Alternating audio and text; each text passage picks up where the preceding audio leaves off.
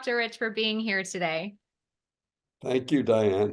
So you have been prolific in pioneering laparoscopic hysterectomies, which has eliminated a gigantic amount of healing time, recovery time. I just want to jump right into that. How did you come to the conclusion that this could be done?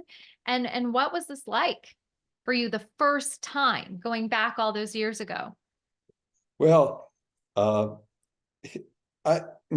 whole modus operandi was not to do hysterectomy. Okay. And when I started in 1976, I was very busy with endometriosis surgery. And in those days, the way I learned from my teacher, Robert Kistner in Boston, was to do a laparoscopy to make the diagnosis and then bring the patient back in 2 months and do a laparotomy in most of those cases.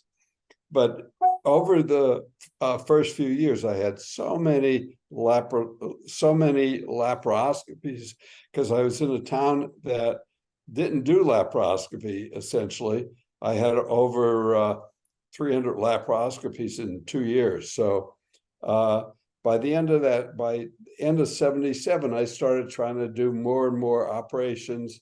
Instead of bringing the patient back, I'd try to do the same type techniques by laparoscopy that I did with laparotomy. Now, a big part of that was that I was able to, at first, we did laparoscopy with the scope stuck to our eye, and we didn't have video for the first 10 years that I was doing this stuff.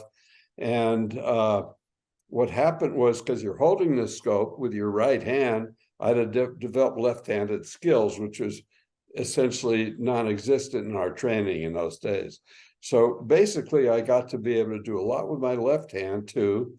And I was able to biopsy and excise the endometriosis of the pelvic sidewall with my left hand, and also excise the endometriosis inside the ovary, where I could take the outside of the ovary with my right hand, have my nurse anesthetist hold the laparoscope sometimes. And with my left hand, I was able to peel the endometriosis out of the ovary. So that happened for a number of years. And after, also I should say that my main interest in 1976 was vaginal surgery. So I didn't like doing abdominal hysterectomies. So basically, I could do most hysterectomies vaginally. And so basically by 1980, I was an endometriosis surgeon and a vaginal hysterectomy surgeon. But every now and again, you get to a point where the laparoscope is a little necessary, especially with ovarian surgery. So I started doing more and more laparoscopic on the ovary. And if I had a vaginal hysterectomy, I would start it off laparoscopically and then change over to laparoscope to vaginal when I could. But gradually, I was able to do the whole operation by laparoscopy. The big breakthrough there was pretty inconsequential. I had a bunch of people there watching me do laparoscopic surgery, and I had a couple cancellations that day, and I had a really tough, big fibroid uterus, and I decided to bipolar coagulate the uterine vessels, and that had never been done before 1988. Now, can you break that down in layman's terms, Dr. Rich, what you mean by what you just said? I'm sorry, it's a little okay. So first of all, let me emphasize that hysterectomy is almost never necessary for endometriosis. I mean this. I've felt that all my life, that in most cases of endometriosis, with the pain of endometriosis, that taking out the uterus does not help the pain at all. So the main thing is to excise the endometriosis. If you excise the endometriosis, that will, and keep the uterus in most cases, that will suffice to have a happy patient, because the endometriosis is gone. Let me say that in most endometriosis cases, I could, by examination before surgery with a rectovaginal exam, putting the cervix on tension, I could feel where the endometriosis was, usually with the finger that I had in the rectum. I could almost always feel where the pain was. And what I would do typically is I excise that lesion by laparoscopy. And then when the patient was just waking up in the recovery room, I'd ask them, is the pain gone? In most cases, the pain would be gone. So, I knew I was on the right track and doing the right operation. When you said you could feel the endometriosis, as patients that have endometriosis, we know what it feels like inside of us, the symptoms that it causes, the pain it causes. Yes. But for you as a surgeon, when you said you could feel the endometriosis, what does it feel like? Well, like I said, if I did an exam, if I did a pelvic exam, just a vaginal exam, I wouldn't feel the endometriosis. Mm-hmm. But if I did a rectovaginal exam and I pushed the cervix way up, that puts the ligaments of support, the uterosacral ligaments, on tension, and I could go down them, up and down them, and feel exactly where the patient hurt. Mm-hmm. And that would give me great feedback. And those would be the areas that would, in most probability, have endometriosis. On the other hand, if I did this type of an exam and I didn't feel any endometriosis and there was very little pain, I would basically think the patient probably didn't have endometriosis or significant endometriosis. Mm-hmm. Now, when you talk to me, you're talking about somebody who dealt with deep fibrotic endometriosis that would be not like microscopic. I mean, you would see it and it would always be like, would say, quarter inch or a half inch in size. So these were nodules. I could feel them. So so that's the feeling. It was a nodule is what you would Yeah. gather would be endometriosis. Yes. Would And they that be hard? nodule could be in the rectum. Would they be like hard? I'm really wanting to get down to like the details, the graphic details of what it like tactily felt like to you. Yeah. Well, again, it's not something that you could feel with two fingers, but it was something that if you had the cervix on tension Right. and you felt back and forth, you could feel sometimes the ovary, but you could certainly feel the endometriosis if it was starting to grow. Huh. Let's go back. Let's simplify this a little bit. Let me say that basically endometriosis, as you all know, you have some internal bleeding in the lesion of endometriosis.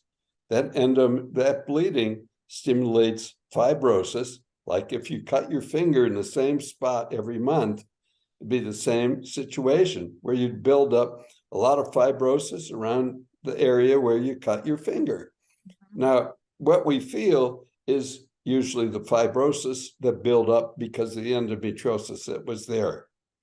Now, if that's true, which I mean, clinically, I would say it certainly is true, then one can feel what starts as a little maybe dot, then becomes like a BB, and then actually could get to the point where it'd be a nodule.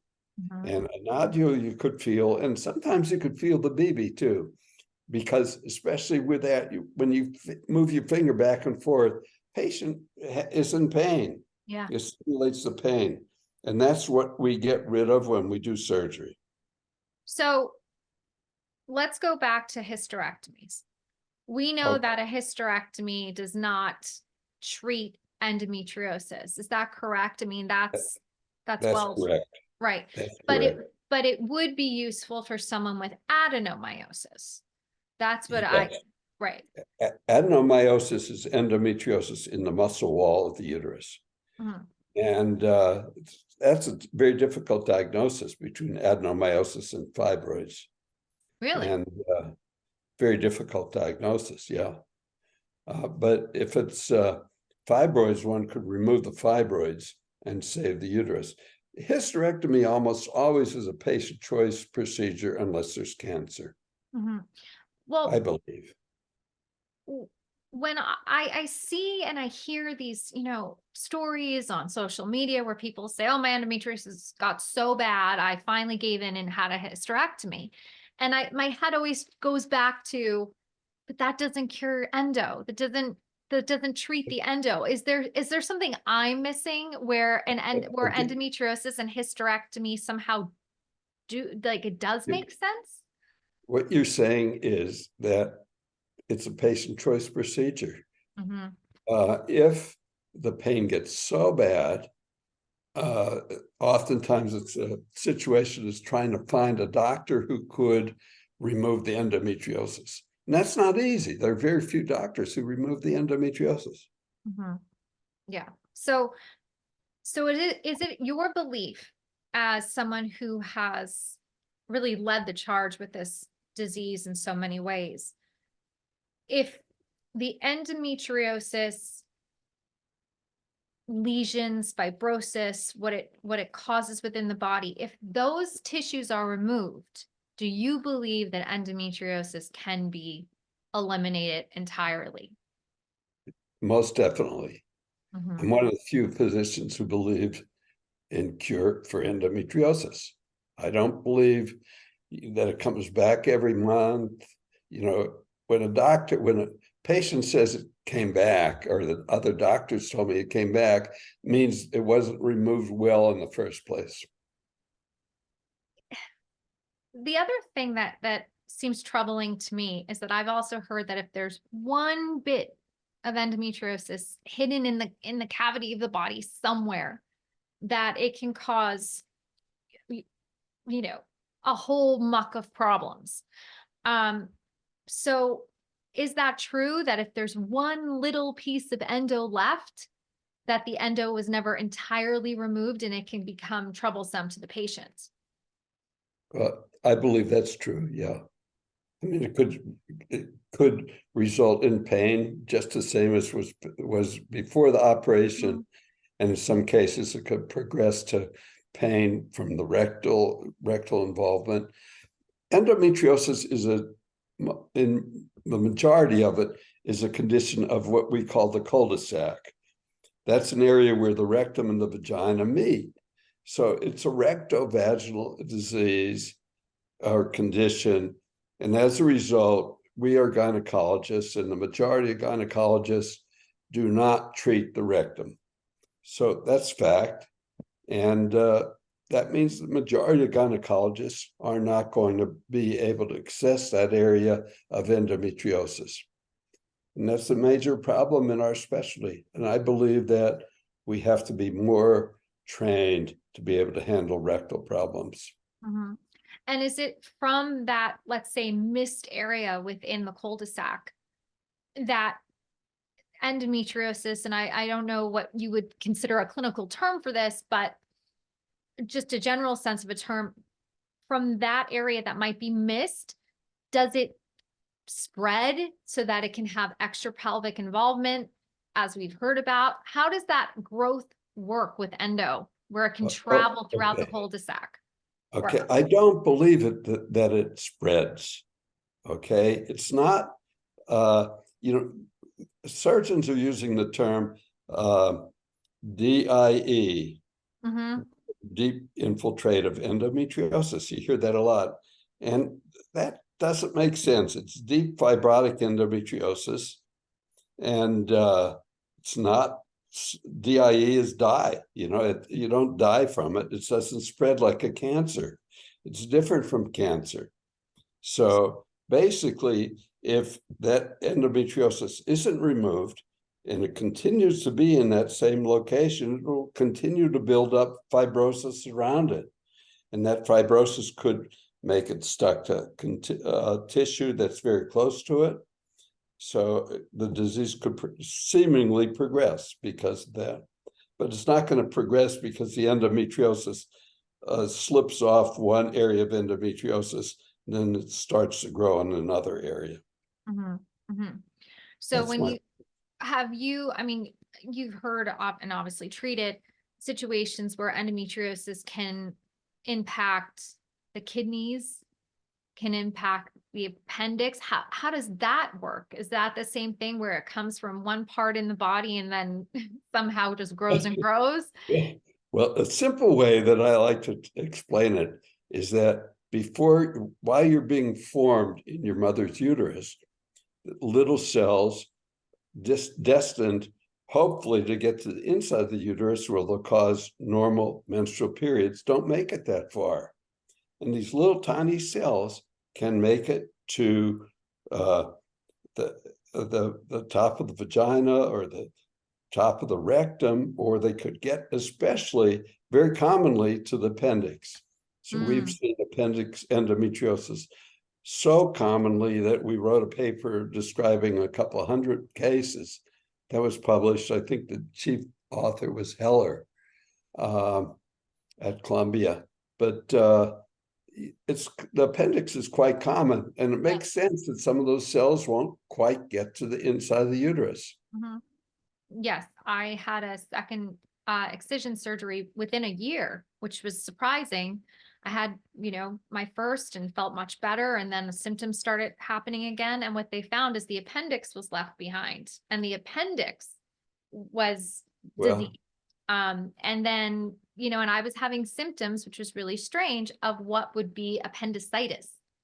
yes. And of course, it wouldn't show up on a blood test because it was a physical Well, that endometriosis was present when you had your first operation, and just wasn't found there. The surgeon probably didn't inspect the appendix.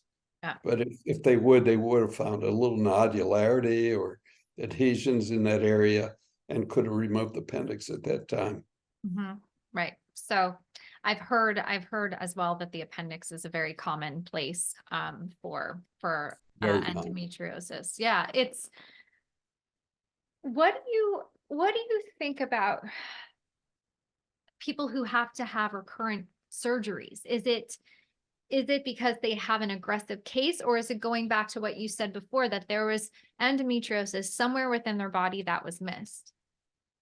Well, the simple answer is that almost all gynecologists treat endometriosis. And that should change at some point in our future. You should have endometriosis specialists. And in that case, very few of them would have recurrent disease. In terms of endometriosis surgery, excision is the gold standard. That is what, at EndoFound talks about that excision is the way to go.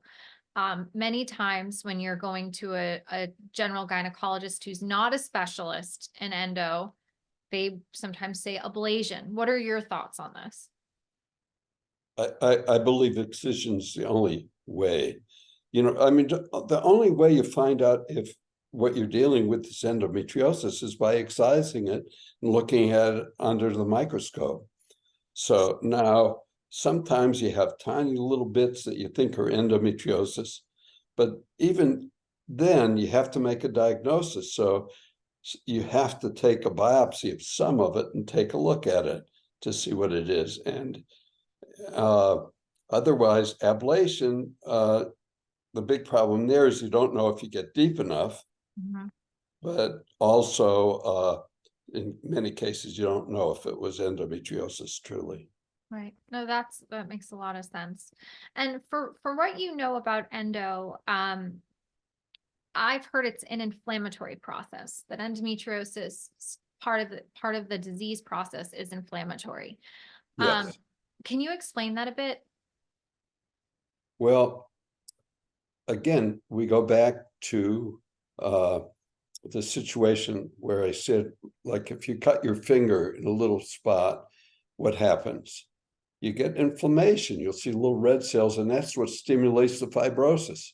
So the beginning of it all is the the injury, which is the bleeding from the endometriosis cell, that would be followed by inflammatory cells into the area.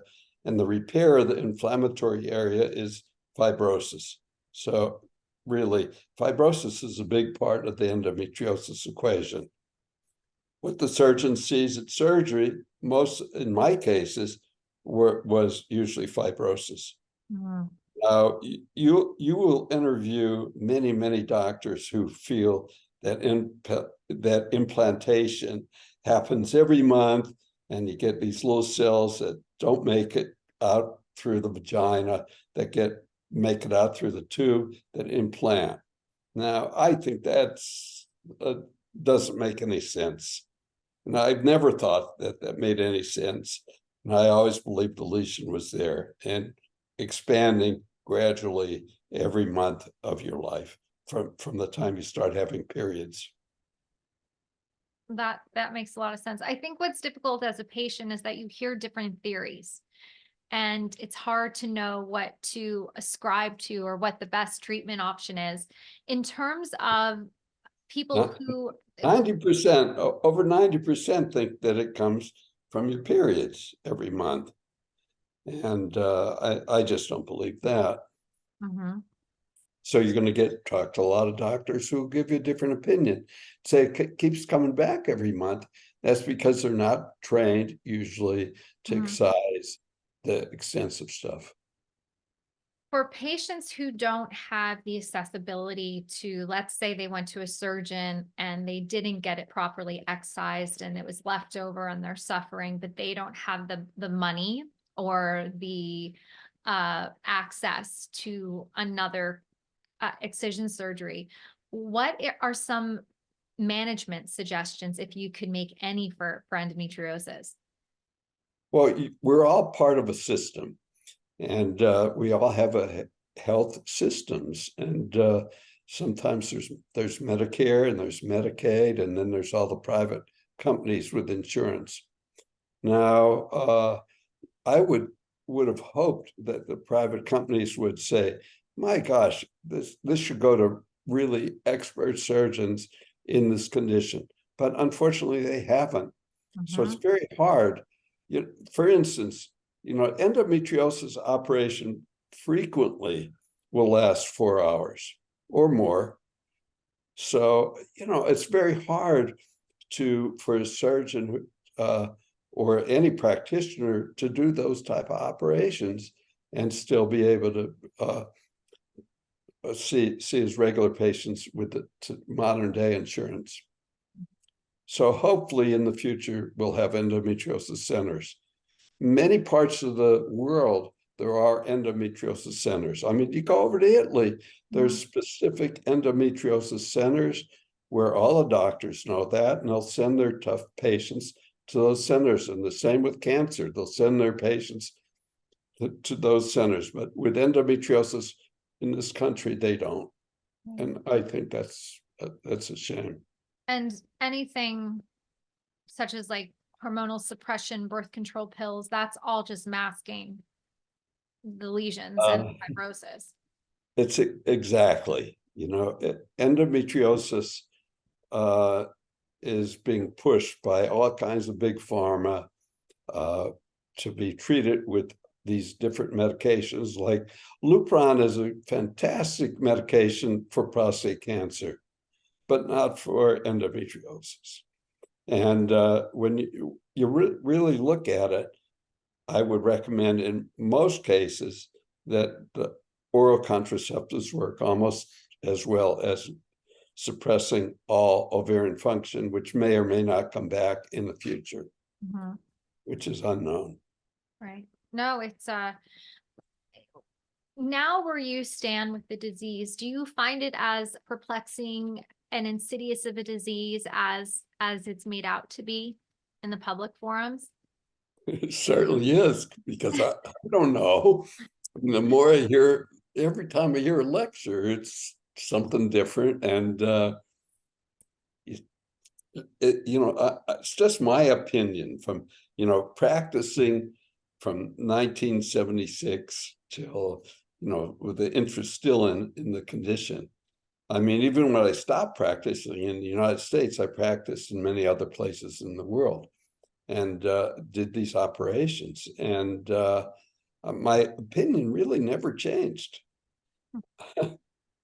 I mean, people have come up with similar opinions and very different opinions, but no, my opinion's never changed. I mean, from the 70s.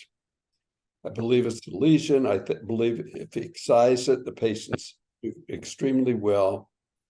And I believe hysterectomy is an elective procedure that many people choose because they don't want to have periods. But as far as endometriosis pain, if they truly have endometriosis, which many don't, hysterectomy will cure it. It will cure because there'll be no more periods. Yeah. No, it's thank you so much for taking the time and really explaining complex subject matter, because it's a tough disease to live with. It's a tough disease to sit across from a doctor, hear all this stuff, and you go in and out of the room and go like, what is this that I have? What is really going on? What is the best treatment approach and plan? So I think what you've said today is very, very helpful. Diane, I mean, in the end of my career, when I have a new patient, it would be very hard to not be able to spend 1 hour with that patient, explaining all of what we're talking about here today. So that's why it's complex, and it's not for every doctor and gynecologists who don't do these explanations and don't do the surgery should not be doing the surgery. They should be sending the patient to somebody who's good at it. Right. Yeah, no, thank you for saying that, because I think it would be a great service for physicians who can understand their limitations with the disease and have a nice, helpful sheet of doctors that they are surgeons that they trust to excise the endometriosis. So thank you again. I'd love to have you come back and discuss another aspect of endometriosis soon.